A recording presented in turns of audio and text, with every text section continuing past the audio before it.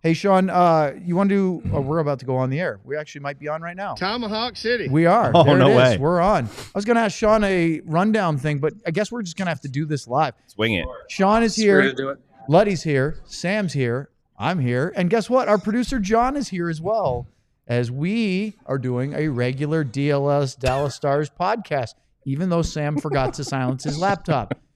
That's just how we start the show today. We've got a big show for you. Awards, midseason for the Stars. We're going to talk about NHL awards. Sean went and visited the team in Toronto, and it's the Luddy Damn Discord Day. Let's go. Oh. Get ready, boys.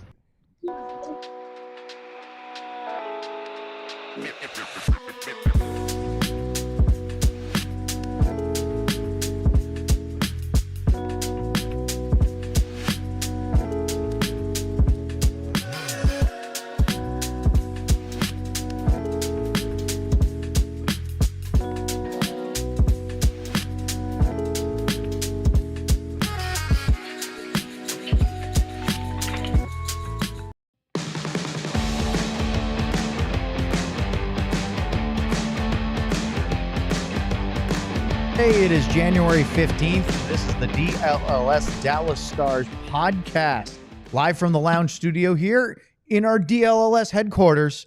I'm Owen Newkirk, Sam Nessler, Craig Ludwig, live from USA Hockey somewhat headquarters in Michigan. Sam, it's Sean. Sean, I always thought of Colorado Springs as that USA Olympic headquarters, but Yeah. where is USA Hockey's hub? Is it Plymouth? I think it's. I mean, I think the technical headquarters are Colorado Springs, Yeah. but here in Plymouth, Michigan. This is where the National Team Development Program plays out of. This is called the USA Hockey Arena now. It's the old CompuAir Arena is what this used to be, and it is the NTDP plays out of here. Which is for National Team Development Program, the under 18 and under 17 national teams. It's where camp was held for the World Junior team, and this is where. The reason I'm here today is they were going through testing. Tomorrow is the All-America game is being played here for kids who are 2025 draft eligible, top 18-year-olds in the United States for that draft, and kids playing in the USHL as well. So I was here they were doing testing and interviews today and games tomorrow, and that's where I'm at right now. So yeah. Let's save the Klingberg conversation for a few minutes because I want to get to what you went up to yesterday. You were up in Toronto and traveled there for a different assignment, but we're here on DLLS and we're going to take advantage of you being there. You got a chance to visit with Stars general manager Jim Nill, some of the team during their morning skate up against the Leafs, and then of course you took off before the game and they won for the first time in 7 meetings with the Leafs. So what's your report, Sean, from Dallas Stars at the end of a 5-game Eastern Conference road trip? Yeah, I talked to quite a few guys actually. I'm about 80% through. I talked to Logan Stankoven yesterday morning about a couple things about how his view is on the season and whether he actually views himself as a rookie or not, because I'm fascinated by that question because we talk about him as a rookie all the time, and he's played 44 games the year before, and he's technically a rookie on technicality. And so Robert Tiffin's right now threatening me to super chat me the score of the Arsenal game, and so I have to respond to that right now in real time since I'm not going to respond to text. But that's evil. That is evil. But I talked to Logan yesterday about kind of where he's been going through with what he had been going through before he scored twice yesterday with the 25 games without a goal, how he was kind of getting through it. And I've got a piece about 80% written. I'll finish it after we finish this show and help publish up here on all DLLS just because it became more fitting after he finally scored last night. And just to kind of, the interesting thing for me from the Stankoven perspective, and obviously scores last night, is he was pretty adamant yesterday about how his game is never really going to change, and that's something that even with the delay in goals and with the drought and everything like that, there's no he wasn't going to let it impact him at all. But at the same time, it also put more of an emphasis in his mind on kind of the dial-in details, the playing better defensively, things like that. And he mentioned yesterday morning going to the front of the net. And lo and behold, yesterday he scores both goals, one on the rebound in front of the net, the other one on the tip there. And so that's definitely the most pressing thing at the top of mind, just from the Stankoven conversation. The other thing that was just, to me, interesting being around that Stars team yesterday and just kind of the thought process of it is, it's a really loose team right now, and that's a good thing, right? I know that they were at the end of the road trip getting ready to go home, but I've been around other NHL teams. I've been around other teams in the league this year. I've been around where players are a little bit more pent up, everything like that, and the Stars are a really loose team right now, and that's good. And I had a good conversation with Jake Oettinger, had that massive scrum surrounding him, and after that scrum ended, I asked him if he was enjoying if he enjoyed the extra attention, and he told me, I guess it must be the Western Conference Finals again, because the media actually showed up. So it was a good day. I mean, and then obviously you spoke to Jim Nill. We got some good nuggets there, and I'll let you kind of lead the conversation from there. Owen, what do you want to talk about?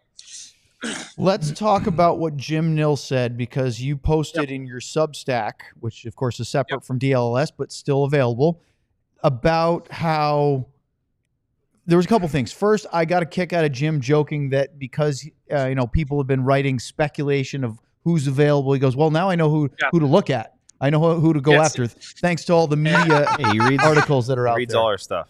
So I was amused. I mean, he's obviously joking, but what was really fascinating was how, and this is not just exclusive to this year, how his needs could change between now and 2 weeks from now, 4 weeks from now, after the Four Nations tournament. And that's his biggest reason why he's waiting, because the market is slow, because there are so many teams, especially in the Eastern Conference, that think they still have a chance. Yeah, and you're right. He doesn't know what he wants to buy right now. Like, obviously there's one need right now, and will change, but the East is so, it's just mild right now. It's a very mild conference. Other than Buffalo, every single team is conceivably in the race. Whether that means they're an actual good team or not as a whole, another debate for another day. But there's every single team's in it. The fact is, there's teams like I see closely with Detroit, right? Where if you had told me 2 weeks ago that Detroit would have been in the race, you would have been like, no, they're probably done and they're probably out. And we're looking at Patrick Kane probably getting shopped around right now. Well, now Detroit is a couple wins away from being a wild card team, and are effectively in the race. And the other big thing about the NHL that people kind of forget, and something that Jim really wanted to drive home when I was talking to him yesterday about this, was and it's one of the reasons the market is effectively stalled, is the fact that there is so much more of there's more of a requirement for GMs to make the playoffs from a financial perspective than any of the other major sports. Like it's not just any team can get in and win the Stanley Cup.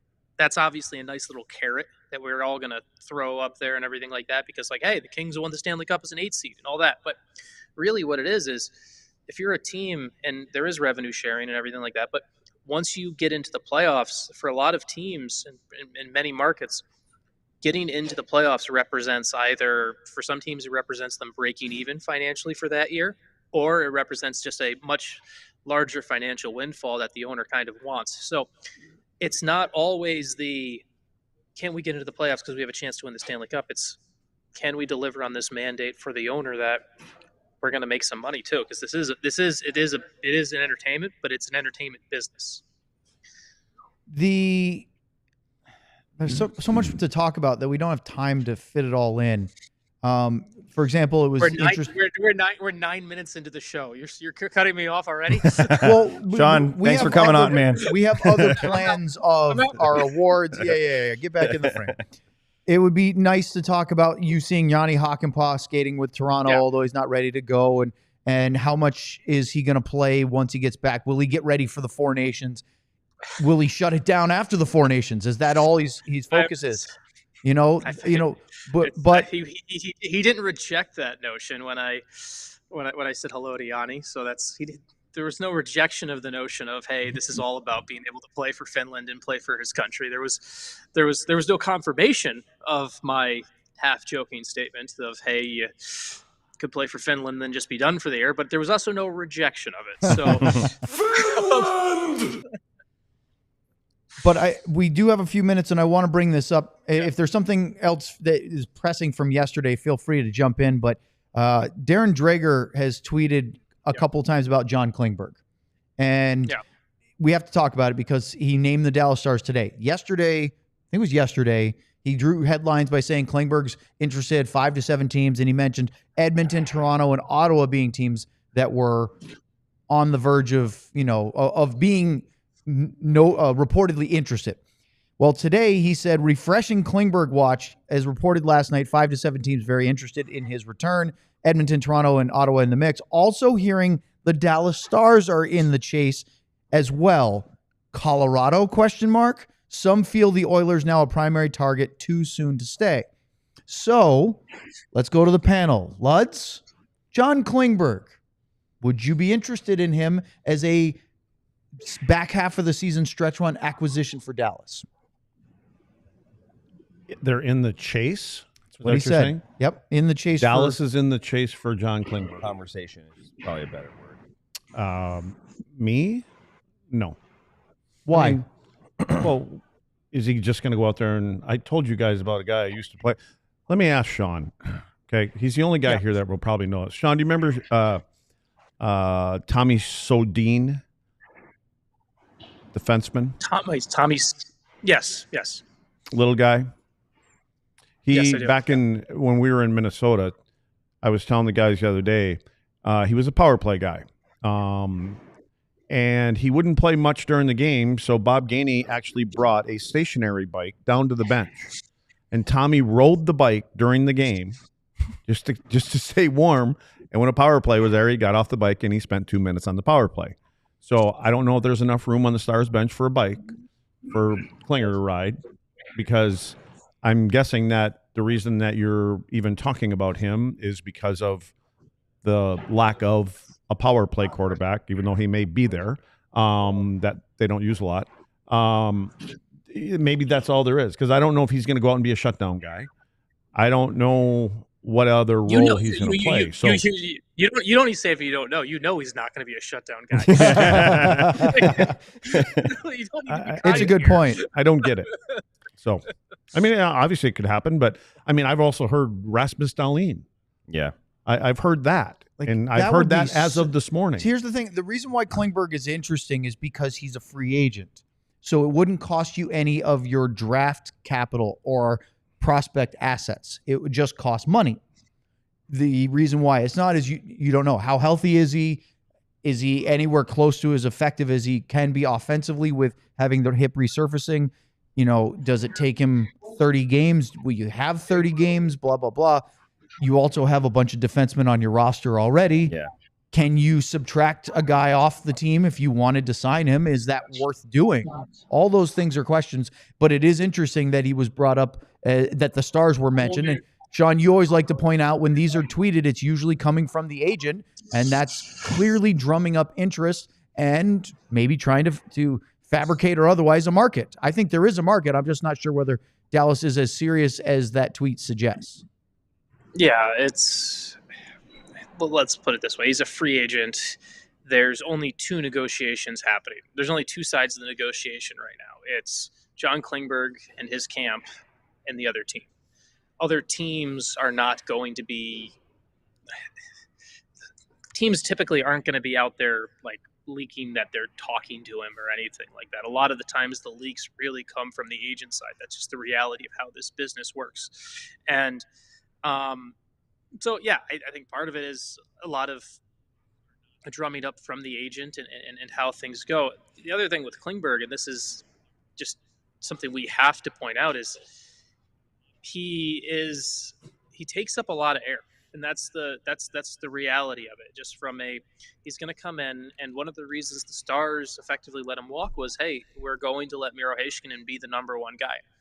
Can John Klingberg come in and be a supporting piece in the room? Can he be not one of the focal points, right? And I'm not saying not to be vocal, but not to be one of the focal points, right? And that's what John Klingberg really needed in his career. He needed to be the center of the space, the way things were run, and maybe being, and I don't know if John can do that. I truly don't know. Everywhere he's played, he's had to be in a spot where he's been a little bit of the center of the action, or he's been hurt. And I know you could say, oh, he's older and matured and everything like that, but he's going to come back to a team where he used to be an alternate captain. He used to be the centerpiece. I think with Dallas, it would be easier for him to fall into the I'm the centerpiece trope again, as opposed to another place where he'd have to go in and start anew. So I have are the Stars going to be kicking tires on things? Jim Nill kicks tires on everything, but I don't think that's the move, and it doesn't make sense on defense. For me, there's more addition by subtraction here potentially on defense than there is by any addition with something like that. Boy, that's interesting as well. But we have to move on because we have awards coming up for both the Stars in the next segment and the NHL in the following. And the Luddy's Damn Discord channel is coming back at the last segment here on the DLLS Dallas Stars Podcast. Ready this time, eh? Let's talk about the East-West Shrine Bowl. America's oldest college football all-star game is being held right here in Texas on January 30th. Be part of history in the making at the 100th East-West Shrine Bowl at AT&T Stadium.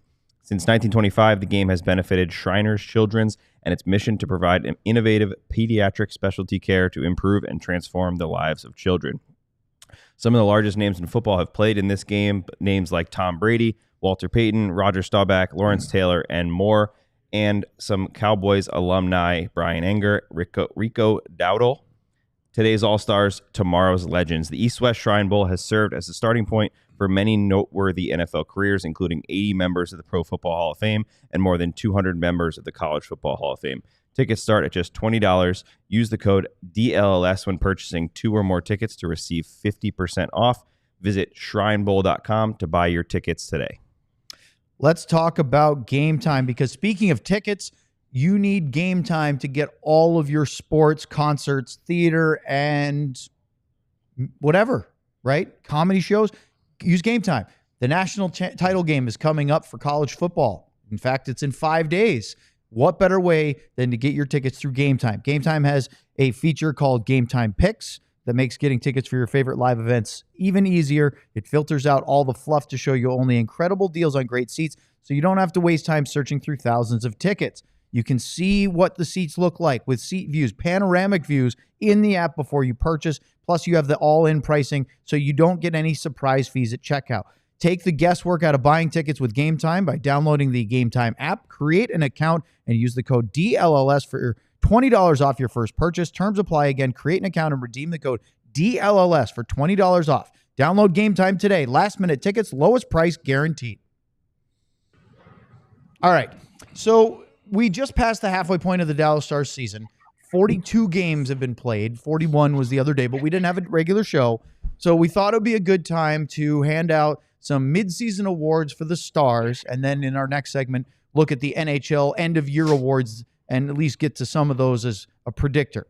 So if you're in the chat right now, and for those of you watching later or listening on the audio platforms, obviously you can't participate, but let's talk about, and if you're in the chat right now, feel free to throw out your vote for who you think belongs in each of these categories. So, and we'll just go around the panel here. We start with the best newcomer, which means a rookie or free agent new to the Dallas Stars this year. So, and we'll change the order each time. Let's start with our resident Stanley Cup champion 2 times, Craig Ludwig.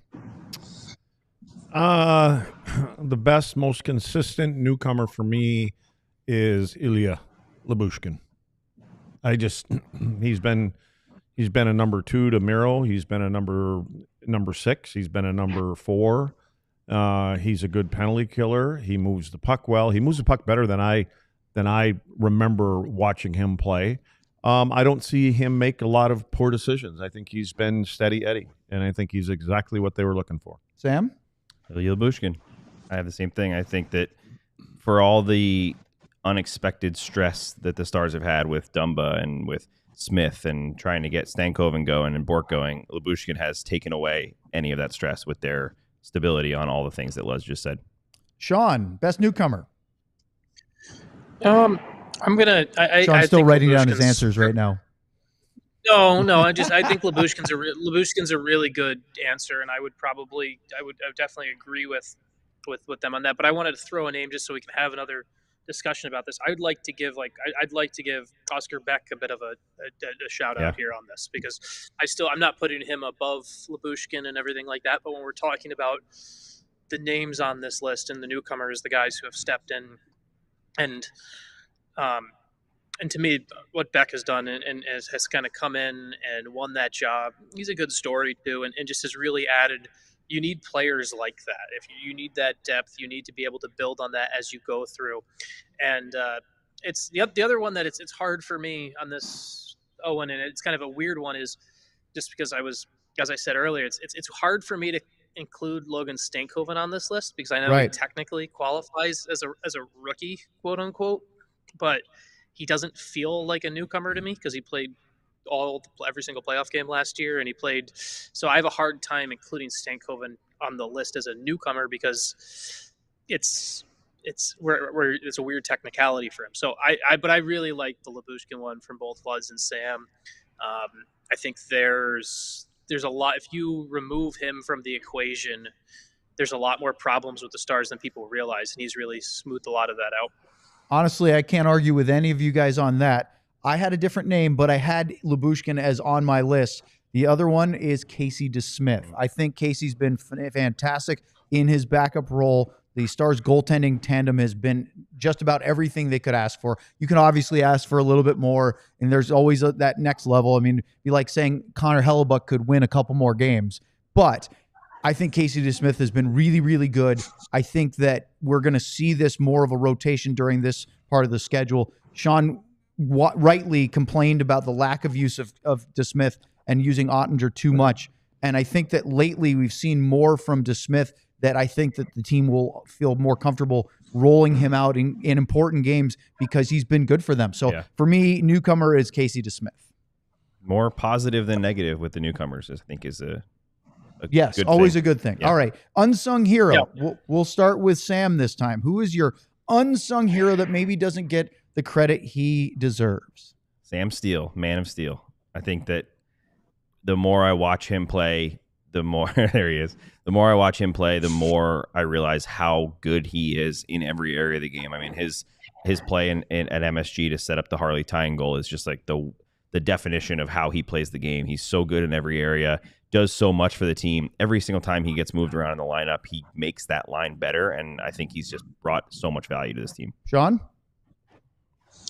Steele's a good one. I'm going to go with, it's just going to be a cop-out, but I'm going to go with Esa Lindell, because it's one of those where I think a lot of the times we use this unsung hero one, we're talking about facing perception. And I think a lot of people, for everything Esa does and the way he's kind of rebuilt a bit of his game, not that he ever like the way he's kind of reclaimed some of that defensive prowess the past couple of years. To me, it's Lindell, because I think we talked about Lyubushkin earlier with the newcomer. We talked about Lindell. There's so many things when it comes to the foundation of this team that I think Esa impacts on a day-to-day basis that people don't realize. So, Luds, unsung hero. John, put up Clark Kent again. The Man of Steel. Honestly, from the first 4 or 5 games of the year when he was out there penalty killing, it was him and Blackwell, and they kind of started to become the go-to pair for the PK, and then his role that he was in. And as Sam said, you can put him. It reminds me, and I don't, this is premature, but when you talk about being able to put a guy up on any line and he can fit in and he can make that line better. it reminds me of Yuri Lettinen. I'm not going to put him into Yuri Lettinen's category yet. Yeah, exactly, Sean. Because I don't look at him in that way, but I mean, for new guys, for sure, it's Sam. Yeah, Sam Steele was my pick as well. I do have a honorable mention for Evgeny Dodonov because he has, maybe with a little bit more attention, put up goals, been extremely consistent, been moved around, and been a Band-Aid for a lot of lines that struggled earlier this year. Now that they're starting to roll, I think he's been a really good fit with Robertson and Hintz. Yep. So I think Dodonov deserves a little credit, but for me, Sam Steele has been phenomenal as one of those unsung heroes who does a lot of dirty work, does a lot of great things, doesn't always get all the recognition, except for on our show. He gets plenty of recognition. Yeah, he's got his own little... All right, next one is most unexpected, which can be both a positive or a negative, and Sean gets to lead off this category. I'm going to go with Casey DeSmith on this one, just because I think his usage was completely unexpected to me. I think hopefully I have a different answer to this at the end of the season, but I think so far, if we're looking at the full body of work for the first 41 games or so, the Stars have underused Casey DeSmith. And so that's actually most unexpected to me is that. And I know that's a little outside the box, but that's the way I look at this one right now, because I think that's a lesson the Stars are hopefully seem to be in the process of learning from and going into the second half of the season. So I'm going to go with DeSmith, and it's not necessarily on him. It's more so on the fact that I think his team needs to be using him a bit more. Sean lives outside the box. Yes. Yes. 100%. Nils Lundqvist. Yeah. And honestly, great answer. It was unexpected when he signed to come back. Yeah. I mean, right from it really was. When I saw the word unexpected, I'm like, I can't believe he's back here. And then everything that he's gone through and trying to be able to adapt to what the coaching staff has looked for, playing as a number 6, and then now I'm putting him in the top 4 category now. So pleasantly unexpected. Yeah, that was I didn't have Nils, but I thought of it too. But the main thing I thought of was when we were talking about Klingberg, I'm thinking, who would he replace if he came in? And I'm not even thinking Nils Lundqvist. And that goes with your point right there. Am I up? You are. Okay. Most unexpected, Mason Marchment. And that is not because of his skill or his history. We knew he had the offense capabilities, but the confidence he played with and the ability and the fact that he drove this team for basically a month before he went out, unexpected how good he's been, and obviously very much a bummer for this team and for us that he got hurt when he was rolling. For me, it was the aforementioned Ilya Lyubushkin, because he played for Arizona, Toronto twice, Buffalo, Anaheim, and a lot of people reporting and watching and fans kind of was like, he's just a guy, just some dude there. And boy, you gave him some term. Is that 3 years? What are you doing for that? He has been, as Luddy talked about, best newcomer, incredible surprise to me. I didn't expect him to be as good as he's been. He's a top 4 defenseman for this team. He's a top penalty killer for this team. I expected him to be a third pairing guy at best, and he's vastly improved to my perception of things. So for me, Lyubushkin's my most unexpected. I had a partner, Sean Chambers, and he reminds me of Bundy. Bundy could play up and down the lineup if he need to. He can pick up the power play, penalty kill, so just play anywhere you need him. Luds, we go back to you to lead off best offensive player of the first half of the season. Roopehintz. I mean, maybe not right off the jump, but there's no question when Roope is getting the puck on time, he backs people off for me. I just think that he can be a dominant player. He's becoming a dominant player, and I said it before. I think he should be taking up more of a role on the PK because I think he can throw other power play units off because they'd have to think about him. So I think the only knock I ever have on Roope is play through something. But I never personally know what the injury is. So that's not fair to say. But if he had a pain threshold like some of us idiots do, then so He's talking about me. Sam, who's your guy? Matt Duchene. I think I honestly, if Mason Marchment didn't get hurt, I probably would have picked him. But because he's been out, obviously Duchene's taken over that and stayed pretty heavily in that point lead. But I think that Duchene surprised me with how good he has been, and he has dominated a lot of games and driven that line when they were good, and now starting to drive that line again without basically his entire line. Sean? He won't be able to win it by the end of the year, obviously. You'll understand that my answer, but it's Tyler Seguin.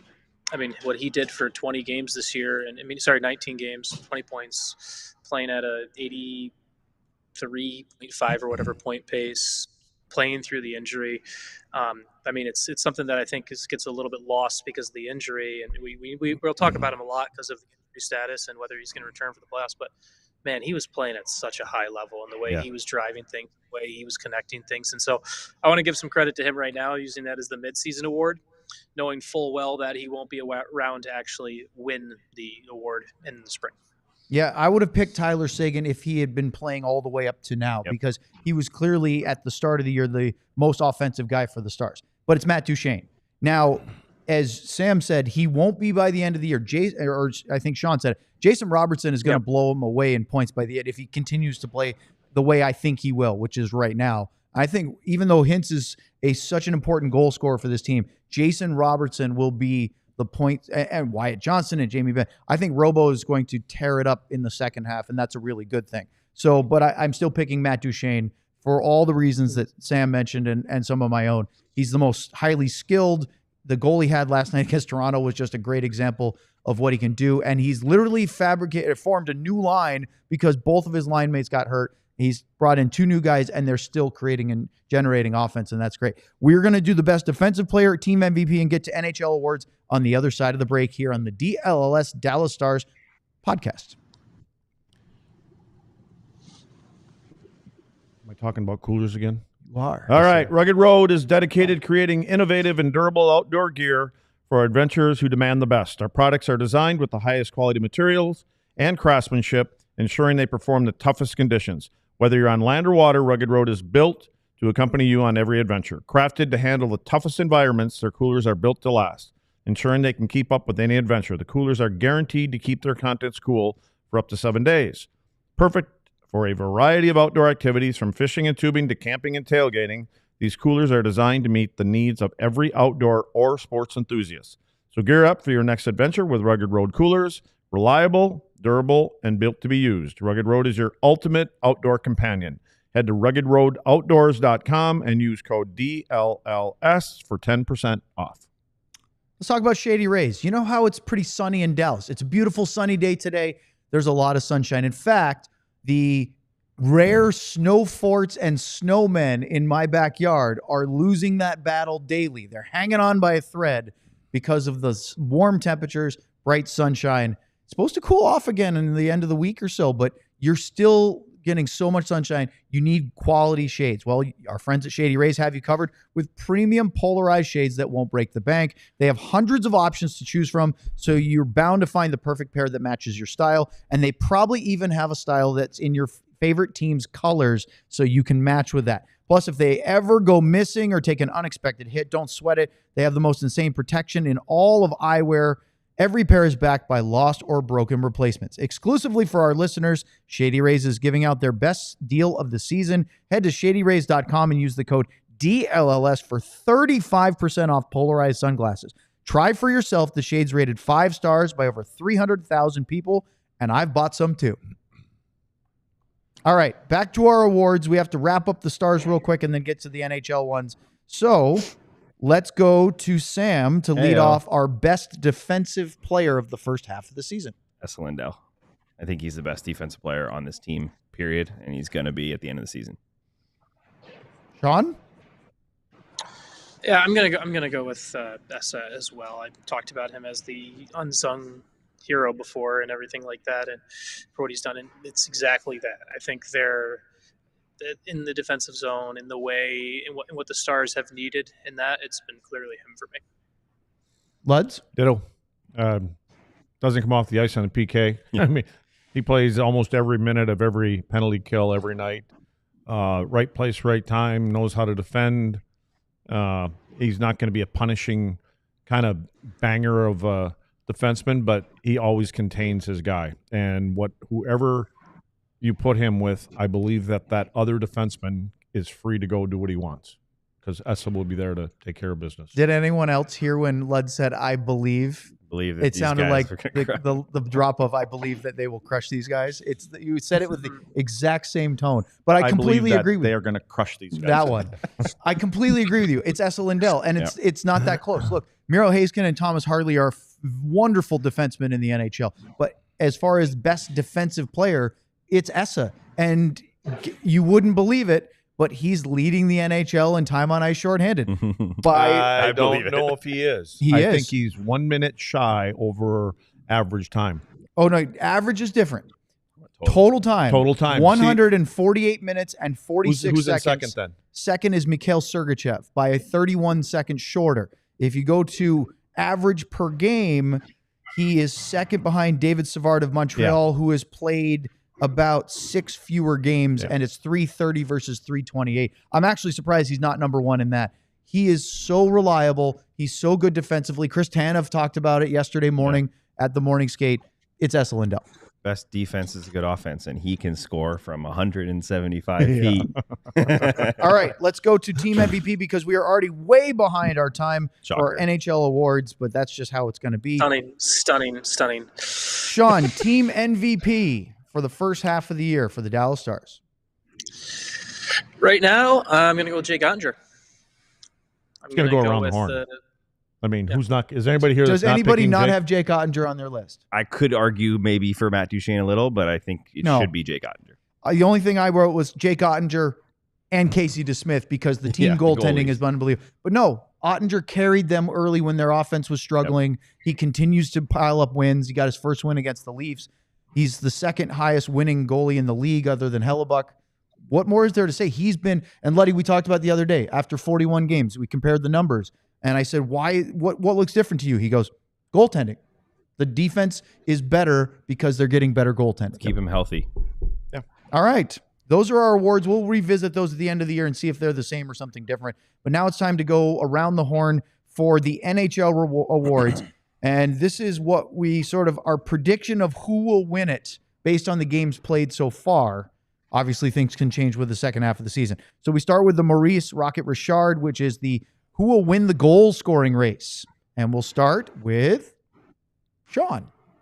Oh, fake out. Oh, we're going with that. Was it you? Going with that one right now. Did I looking this way, then you went there. It was nice. I think it was Sean's turn, though. That was nice. The no look. I mean, it's gonna. I think it'll be Draisaitl. He's got what, a 3 or 4 goal lead on Reinhart. He has 31 right now, I believe. Yep. Yeah, I'm guessing it'll be Draisaitl. So Draisaitl. Same. I'm gonna go Kyle Connor. Ooh, I like that. Winnipeg is scoring a lot of goals, and I think that he's going to push and the get problem with that is that, although you could argue that with McDavid there as well, is Mark Scheifele is scoring just as much as Kyle Connor is. I think it's going to be Draisaitl. He's Kyle Connor's an incredible goal scorer, and I can't wait to cheer for him with Team USA in the Four Nations. But to me, it's going to be Draisaitl. There was a time where I wondered if it might be Ovechkin, but I just don't think the body's going to hold up for that kind of a number this year.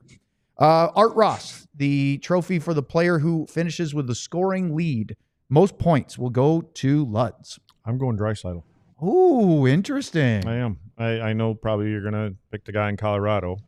Probably. I was even ultimately contemplating Kucherov, but I just think when you play so many games, so many minutes with 97, you're picking up points every night. And the goals are on him for the most part. I don't know. I think 75-80% is more on Draisaitl than it is playing with McDavid. But I think when you play with McDavid, you just inherently pick up points. Yeah. Sam? I'm going to go with that guy in Colorado, Nathan MacKinnon. Also with McKinnon, I think like last year, he's just as long as he stays healthy, he will pile up more points than anybody in the league. That's the thing that scares me. It doesn't scare me, but I don't want to even say he's a reckless player, but he plays at top speed all the time. Yeah. That's the only thing that scares me. It's probably the only thing that scares Joe Sakic. Sean? Kucherov. He's got 5 games in hand as well on McKinnon right now. So we're talking about McKinnon's played 45, Kucherov's played 40. I know McKinnon's got like a 7-point lead or something on him right now, like that. So, but to me, I think it's going to be Kucherov. Kucherov also is going to be fresh out of Four Nations, unlike McKinnon, who's going to be taxed a little bit. So I'm going to go with Kucherov. Sean, you know the only reason I can go with him is because Coop has got him playing on the second power play unit a lot, which I don't get, which I don't understand. It's probably not going to stay there. But yeah, he's got Point and other guys up there, so I think he's just trying to spread it out a little bit, even things out. Yeah. But anyway, I don't disagree. I mean, I think he's just great, and they got 4 or 5 20-goal scorers on that team. One or the other. Really balanced. Yeah, they are. Yeah. I was actually surprised that Brendan Hagel is already a 20-goal scorer. Yeah. When they traded for him, I didn't expect him to be. He's on pace to score 40. I just didn't see that. So he's really blossomed in that role. Look, we could do a whole segment, and maybe we should at some point if we have the showtime for it, to talk about the Selke, because it's nuanced. There's a lot of interesting. Luddy and I were having this conversation before the show. Let's for Selke, let's just find a day, probably after Four Nations or before. Let's just get Yuri on the show and ask him. Honestly, Perfect. He's the only person let's just do that. I mean, I'm okay with that. But who would you? Let's go with Luds. Who would Sean, you pick? The only issue with that is we could probably do it in the last minute or so of the show because you're only going to get about 10 seconds out of them. That's going to be it. Who would say less, Rope or Yuri? What are we talking about? If we're doing an interview, fewer words. Slayer. I've never spoken to Rupe, so I don't know. He's a pretty quick talker when it comes to interviews. I'm still going to bet on Let's. Okay. I'm betting on him. All right, so who's your Selke pick for mid-season so far? Sam Reinhart. It's interesting. Well, only because I think he I mean, I don't know. He plays at both ends of the rink, and I think he fits in today's standard for what they look for a Selke. Sam? Kills penalties, 5 shorthanded goals, can score goals. Barkov missed time. He was put into more responsibility. Sam Reinhart. Sean. I like that a lot. I'm still on the Barkov train, but I just think that the reflection of how I think Selke's an award where it's not like you have things split like MVP. So I'm on Barkov, but as things keep going with Reinhart, I may swing my idea on that. It's something I'm interested in watching right now. I have a list of 7 guys I considered. Some either their team isn't great. You get one. I know. Either their team isn't very good, or they don't have the points, or the team is only okay, or this number to this. I'm going to surprise you guys, and I'm going to pick a New Jersey Devil because I almost went with Andrzej Kopitar. I think he's a great guy to pick. I'm going with Nico Hischier. And you're like, really? He's number 2 on everybody's list. He's got the points. Yep. He's got the plus minus. He averages over 2 minutes of penalty kill time on ice a game. He takes over 54% of his defensive zone faceoffs. He's number 1 in faceoffs drawn, 2nd in D zone faceoffs taken. He has more hits than Kopitar by like a 2.5 to 1. Jesus, what does he have for breakfast? I mean, he is very underrated. Probably though. muesli. Wheaties? No, because he's from Switzerland, so he probably has a European cereal. I just think Nico Hischier might be the guy this year that gets a Selke. But who I really like, but I don't think his team's good enough is Travis Konechny. I really like him as a Selke kind of guy as well. Or Vincent Trocheck, but he doesn't have the points. All right, let's move on to the Calder. This one's a tough one too. The Rookie of the Year. Sean, we'll start with. Oh no, sorry, it's Sam's turn. We'll start with Sam. All right, I'm going to go with Lane Hudson, and it's not just because he's leading right now. I think that. For him, the 2 things that I like is, 1, he's a big surprise, and voters love a guy that kind of comes out of nowhere and becomes a story. And 2, Montreal is making a hard push to try to make a playoff spot. I think he's going to benefit off of that. Sean, it's up to you, and I already know who you're going to pick. We have not talked about this, and I have mine written down, but I believe you and I picked the same guy. Go ahead. I mean, I'm going with Celebrini. Right? It's wrong. I'm stunned. So I still have a lot of space for Hudson to see how things go right now. But for me, there's a level of controlling the game in all 3 zones. And I know Celebrini's plus minus isn't great. He's on a terrible team. But to me, what Celebrini's done this year has been pretty remarkable. When you talk about most proficient in their rookie year, that to me is Celebrini. I like the Hudson mention. He's definitely in the conversation for me, and especially because I am someone who likes to give credit to defensemen, because I think it's harder to play the position as a young defenseman than as a forward. But I also don't think Lane Hudson plays much defense at the same time. Correct. So he is very heavily used in the offensive zone. So so I'm going with Celebrini right now. Luds? I took Hudson, and the reason I had Celebrini, but I just think durability has a lot to do with the game. Me, Sean, it was and Ben. as Sean said, defensemen don't become defensemen until they play a couple hundred games, 250 games. You know, and again, I know he's a small guy. I just think durability matters, and I don't think he's missed a game. And I think Celebrini's missed 10, maybe. Yeah, he was 10. hurt right after the first game. So, but and nothing, you know. And again, I get the flash and dash and all that kind of stuff, but I'm looking at Hudson. I'm shocked, Sean. I am stunned that you didn't pick. I have a different name. How did you not pick Dustin Wolf? Dustin Wolf should be right now the Calder Trophy winner. Think about this. The goalie for Calgary, who's a rookie, 15-6-2 record, 2.50 goals against average, 916 save percentage, and he has them in a wild card spot. If he does this for the second half of the season, it should be a no-brainer. I don't know if it'll actually happen, but it should be Dustin Wolf. Yeah. He's in my top three. The three that we've mentioned are my top three. Each same. I have those three as well. Yeah, you'll see I went over this on Sunday. Throughout the season, sometimes one of my colleagues in media goes and polls all of the people who have votes in the PHWA, and those were the three that I sent to him as these are the three that I would right now see potentially voting for. I used to have Michkov in there, but after watching Michkov in person and seeing him Michkov has become just more exclamation point than a complete product, and I think as a rookie I'd like the complete product. But I could definitely see Dustin Wolf winning it, and if things go and he keeps going, it wouldn't surprise me if that's number one for me too by the end of the season. If Lane Hudson wins the rookie scoring title and he's in the top 10 in defenseman's points, then it would be hard for me not to lean toward Lane Hudson. I think Wolf, because he's a goalie and how important that position is, gets the edge right now. I could see Celebrini blowing the field away with points in the second half if he stays healthy. But don't discount Logan Stankoven. He finally scored after a 25-game goal drought, and he could still get back in this race. He's not in it right now, but he could if he had a incredible second half because, as you said, Sean, he plays the same game. Luddy's said that all along. He does all the same things. If they start going in with regularity, he's not that far behind Hudson and Celebrini. It could happen, but it would be a pretty amazing feat for him to pull off at this point. Yeah, right. Well, we got to go to break. So that's a great point, but we got to go to break. I'm sorry. Thank you, Sean. I appreciate the affirmations. Up next, we are going to do the Norris Vezina Hart and get to the Luddy Damn Discord channel here on the DLLS Dallas Stars Podcast.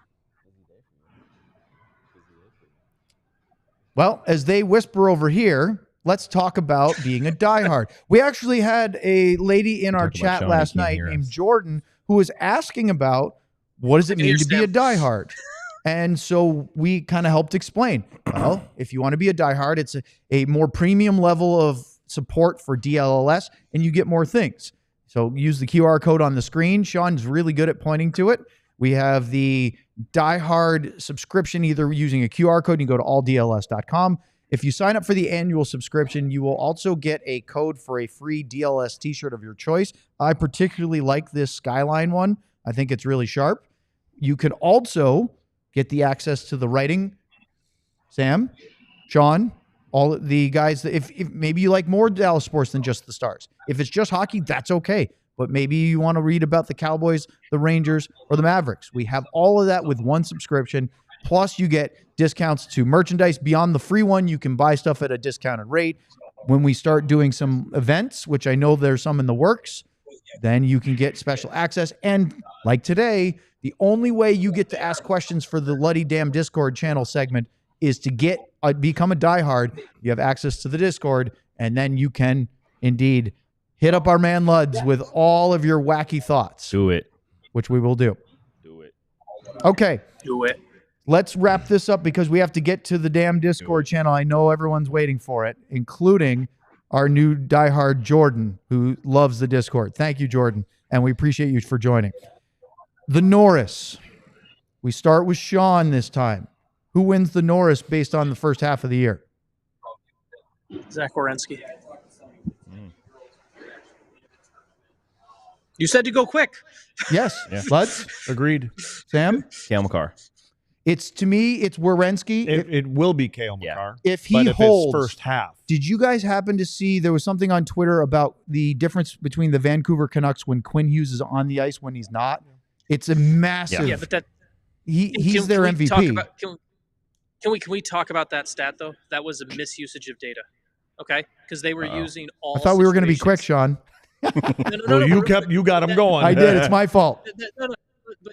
He needs some milk. That stat shows the Canucks with Hughes on the ice versus him off the ice. It's all situations, though. So it accounts for – you're talking about a guy who doesn't kill penalties versus a guy who plays for the power play. Sure. So if you're telling me they're plus 47 in goals when he's on the ice and he never kills penalties, I need that isolated out. That I just want to – that's a bad – Right, but have you happened to look at the Vancouver Canucks stats lately? Just looking at their numbers. Forget the fancy analytics. He is a plus 14 with 47 points on a team that almost everybody is a minus. Yeah, but he doesn't kill penalties. But you don't get a plus for power play points. I'm not, but they're talking about with him on the ice versus him off the ice. Yeah. I'm saying Quinn Hughes is so important that he could easily be. I hate when mom and dad fight. It's never you and I. He can be annoyed. Always fine. It's the parents. Sean and I love this. This is what we enjoy. Well, then do it off air. Listen, you're That's what your absolutely phone calls right. are for. I'd say do it over a beer, but you don't drink. It's Werenski right now. He's having an incredible season, and I hope he does because it's nice to see somebody different than Cale McCarr and Quinn Hughes. But I'm telling you, Hughes is still right up in that conversation. But for me, it would be Werenski also. All right. The one that will not take long, Vezina. Just skip Luds? You can. The last two awards for me are both Hellebuck. Yeah, Hellebuck. Hellebuck, right? It's no different. What about the Hart Trophy? Sam? Hellebuck. McKinnon. Hellebuck. My three were Hellebuck, McKinnon, and Kaprizov. I think it's Hellebuck. I just don't think Kaprizov is going to end up playing enough games. Only reason I say McKinnon is because of how many people have missed time and how he's just carried that team. That's the reason I say, because it is most valuable to your team, right? Is there any reason why, for the first time since Dominik Hasek, we'll have a goalie as the... Was it Hasek the last one, or was it Josie Theodore? No, it was Jose Theodore. I don't know, but every time you tell us to hurry up, you just kind of linger or you gotta string it out there. Yeah. But yeah, I like your pick, Sam. McKinnon could easily be it. I think that if he wasn't hurt, Kaprizov was so important to Minnesota. I'll throw Mitch Marner out as well as he won't win it, but just someone who has he's having a great season. Huge But this for is his team without the Hart Trophy is not for this guy had a great year. That's why I threw it out there. You get 7. I got 2. All right. Let's move on. Thank you for all the effort on the awards to the Luddy Damn Discord channel. Remember, you have to be a diehard here at DLLS to have access to the Discord and then to be able to submit questions, comments, hypotheticals, trivia, whatever you want within good taste. And producer John is the supreme overlord of deciding of good taste, at least for this segment. Well, let's start with Jordan, newest diehard, and we'll give her the first question. Jordan, do you think, Luds, there will be any major roster change later in the season? Yes. We have more time than that. Oh, okay.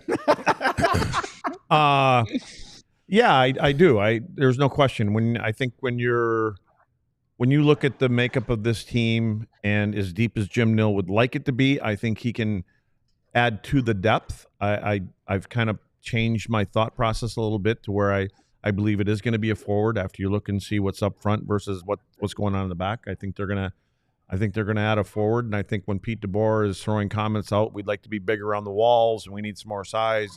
I think that's the direction they're going. By the way, Sean, you were, I believe, quite right when you said that Carey Price won the Hart Trophy in 2015 was the last goalie, but it was Theodore before that, and then Hasek won it back-to-back in 97-98. So wanted to follow up that. Thank you to Ronnie, who posted it on the chat. So Ronnie was our instant fact checker. All right, next one for Luds.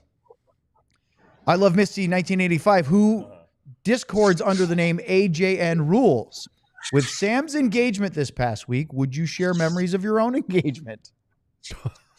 You knew it was coming. No, I didn't. No, I did not. I did. Somebody's prompting these things to happen here. Yeah. I don't even know how to get on Discord. Oh, bullshit. No, mine was pretty simple. We were at some little Mexican restaurant, and before I got up to go out to the bar to get a beer. I just left a little ring in the menu, and came back, and she didn't know what the hell was going on. She says, "What is this?" And I said, "I don't know. It's a ring." And she goes, "What, are you asking me to marry?" And I said, "I don't know. You want to get married?" And she goes, "Are you serious?" And I said, "Yeah, you?" And she goes, "Okay." And I said, "All right, cool." And that was it. Man, Done. And then of a poker Surprised face. there's not a movie about that. But the wedding went the same. She actually, Kim says to me, I have a friend. She goes, "How about if Ring Daddy?" I'm like, "What?" And so, anyways, a friend of mine back in Wisconsin who throws darts, bags, hangs out at bars, good dude, pontoons with me every weekend. He went and got ordained, and so he got us married. Come on. Oh yeah, and we didn't tell anybody. My mom didn't even know. Really? No, and it was in my hometown, and we went up there for the summer. And anyway, yeah, Ring Daddy married us, made it all official, and brought bottles of peppermint schnapps that we had to drink every 5 minutes or something like that. So it was cool. Can you marry me? Not like me and you get married, but like you marry I'm glad me. he specified that. I think this is like, so- I'm not sure, like for a marriage, you want Satan doing it. Is this a second proposal of the week for Sam? Yeah, Trying to- no kidding. Really trying to make the news here. At least get down on Sam, one if knee, you- Sam. Wine and dine him first. Sam, I needed to do a second wedding so I can raise my hit rate of weddings above 0%, because the one wedding I officiated ended in divorce. So if Oh, you'd no. like to be the person, All right. This is Is Sean's there, I'll is give you there a second any shot. chance that, as I was watching John, that he's clipping that line that you just Yes. Oh mistakenly no, they used? absolutely. Oh my! Did you get a clean drop for that, John? I don't know, but how many months are we into this? And Luds still doesn't understand that I don't clip stuff live during the show. That's not possible. It'll be next year. We'll still be doing it. By the way, on your first Luds question of the Discord today, Jordan did specify. She said, "I should have been more specific in asking, who do you think will be traded away from the Stars later this season?" That's a good one. Yeah. I think Sean's trying to there's tell you an something. obvious choice. Yeah, Yes, Sean's- Sean. I didn't want to say it, but He's there's saying an your obvious jersey choice. number, Luds. I know that. It's hard to trade me again, but I guess I wasn't traded from here. Yeah, I mean, the obvious thing is the guy that's been in and out and kind of a lightning rod for whatever reason would be Matt Dumba. I don't know what you're going to have to give besides that. You're going to have to give up a pick. Well, it depends on what he's going to get. I mean, or if he gets anything. Depends on how big of a fish he's going after. Klingberg's got to wear 3 when he comes here, so that makes that makes sense. That's perfect. Is there any reason or any logical thought of you're trying to make space for Liam Bichel, or is that not a priority? I think you're making a move to win a Stanley Cup. Yes. Right. And this is nothing against Liam. I don't think Liam is going to be the guy that's going to come in here and be Chris Chelios the year that he came to Montreal. Yeah. So I don't think that's The move is to bring somebody else in. Nothing not- that we've seen. Okay. And so Is there, and last question on this before we go to the next Let's Damn Discord, is there any scenario in any of your minds where Matt Dumba turns it around and has the kind of second half that goes, that's why Jim Nill signed him? go ahead, Sean. why do I have to be the I mean, defender? it of doesn't- Because I don't want to. I'm just gonna say I don't think so. I think Matt Dumba's who you see. Yeah, That's he the has player he more is. than But he's I will. brought. But yeah, and the thing is they knew that's who he is. Yeah. So this is Matt Dumba. Yeah. I told you I had sent a message to somebody that part of that organization and got an opinion, and it was exactly what we're seeing right now. Yeah. Exactly. All right, let's go to the next one, John. From Tyler HK93, are you concerned with how many rookies are on this team come playoff time? Yes. I just think it's natural. I don't think you go in as a Stanley Cup strong ass team that's going to win it. If you and I guess when we're saying rookies, what are we talking about? We're talking about Bork, Beck, Stankoven. technically. I don't look at him as. I'm sorry. I know, but he is technically not a rookie. Okay, I'm not considering him because Okay. he's a player. He's a player. So there's only 2 now that I think. And then about whoever they call up Yeah, tomorrow and because they sent everybody else that's Uru. been it. called Yeah, but up. we don't know if And that guy's Blumel gonna. down. We don't. Thank I you, don't John. expect that guy they call up tomorrow to be here at playoff time to be in the lineup Is because I this- think they're going to be healthy. Is this just a holding pattern until Mason Marchment gets healthy? Well, I think Marchment, Sagan, Yeah, and Sagan. whoever they're going to bring in. And So- I think Tyler is a big. I'm sure they're checking with doctors every week about how close is Tyler, where's Tyler Seguin going to be, and same with Marchment. But I think there's a plan for Marchment to be back in a month or less. Sean, you were talking to Jim, and you reported a little bit about that from Toronto. Can you share with our viewers what you wrote and talked about with Jim Nill? In 25 seconds. Yeah.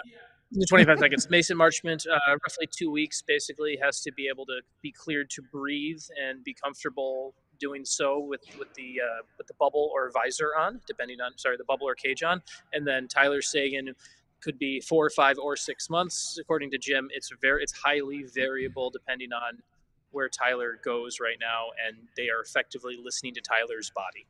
Thanks to everyone who joined on our television platforms. Make sure to like and subscribe here on the pod, and check out alldlls.com. I should have tossed that to you after we did that. I didn't see the time, but we got it in. I stuck the landing on that perfectly. So it was perfect. There's really no way, Sean, for us to assume that Tyler Seguin isn't going to be at least into the playoffs before he's available, right? Yeah, that's the feeling right now, for sure. So, do we have any more for Luds as we wrap it up today? We do. Ardell, in the course of hanging out with Pantera, did you ever meet or hang out with any other musicians? What bands got you into rock and metal when you were young? Boy, how much time do we have? Well, I guess the most popular one would be Hetfield, and I went to Mexico City with Metallica and Vinny and those guys. So, and it was actually during the playoffs.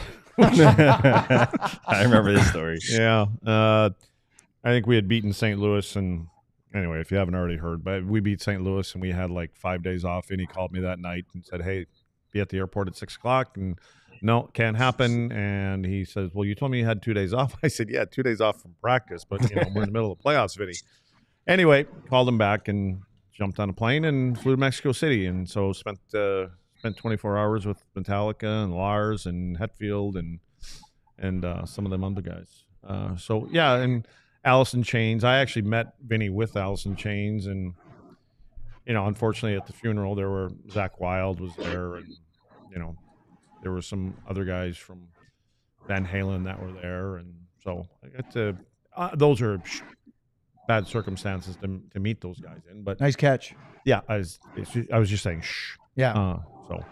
So yeah, I think it all comes with the territory. Well, then actually, the worst one was Kid Rock. Really? Oh yeah, I met him at the clubhouse with Vinny, and he made me move. Where I was sitting, I had a really good seat too. Trust me, I had a great seat. He wanted that seat. He just said, "Hey, dude, move over." He just kind of looked like, "What?" I did. And you moved. I moved. I mean, you're twice the size of this guy. Yeah, but he's a big deal. So got twice the security. Twice the entourage. Yeah, it just yeah. So he rubbed me the wrong way. But I love his music. So there you go. Yeah. Probably more than you We needed. have another one from Kleb. Is there any point in the day where you would say no to a Jack in the Box taco? I gotta admit, man, they're good. They're good, and I've only been there 2 or 3 times, but the taco's good. But let me tell you, we got to get you exactly a sponsorship deal here. that spring roll It's thing. so gross that you talk about their egg Oh rolls. my God, they're good. They're huge. They're good. They're really good. Luds is telling me that at the Christmas party while we're eating They're a healthy. catered dinner. You know what would be good right now is Jack in the Box egg roll. Yeah. I love Last it. one. All right, one more. Oh, it's GM Ben. Does Luds know? No. I typed it twice. Okay. Does Luds Sue me. know? I just want to know if he didn't know it. Who the Costco guys are and how many booms would he give the double chunk chocolate cookie? Okay. Show of hands. Does anybody on this show know who the Costco guys are? Because I don't. I have no clue. Like the people that serve the free samples at No. Costco? Do we have Costco for a sponsor? Do you know, Sean? I mean, my guess was going to be what Sam had. Like, I thought, is that what you call the people who give? So I'm guessing it's some sort of the social media samples? thing. I learned right before the show from our GM that these guys are a TikTok sensation that now do stuff even on the Tonight Show with Jimmy Fallon. I still haven't seen it. He was appalled that I had no idea about it. John, do you know who these guys are? Nope. So that is an 0 for 5. On GM He Ben. struck out, and I'm sure somebody in the chat will say you should know who the Costco guys are. Luddy's big on TikTok. I have.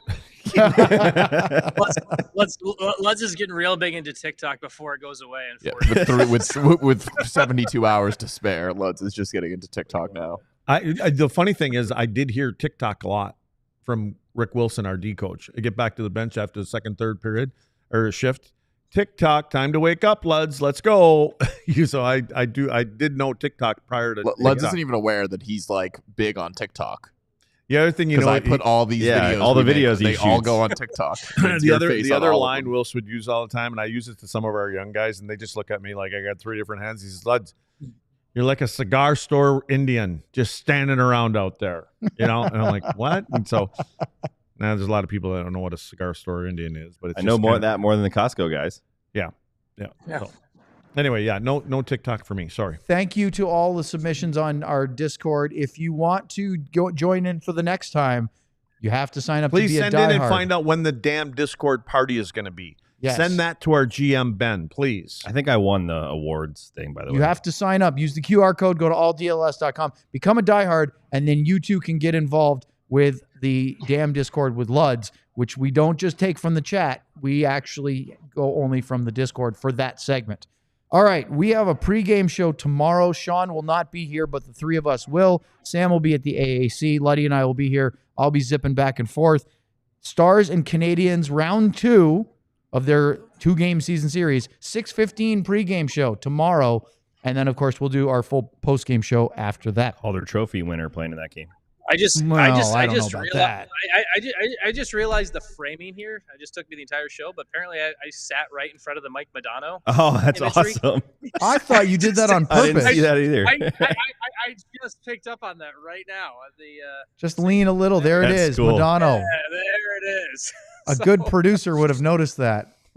We have the great producer, though, and he's dealing with all of us monkeys. Yeah, I don't think you're supposed to do that, Sean. Yeah, we're outside the hour. I can do that. Okay.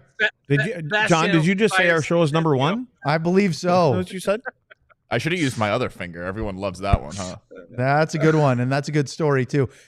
Big thank you to everybody for joining us and chiming in about your awards. Submit them to us. We'd love to hear what you have to think about our picks today, and we'll find out in a few months if we are completely off the rails.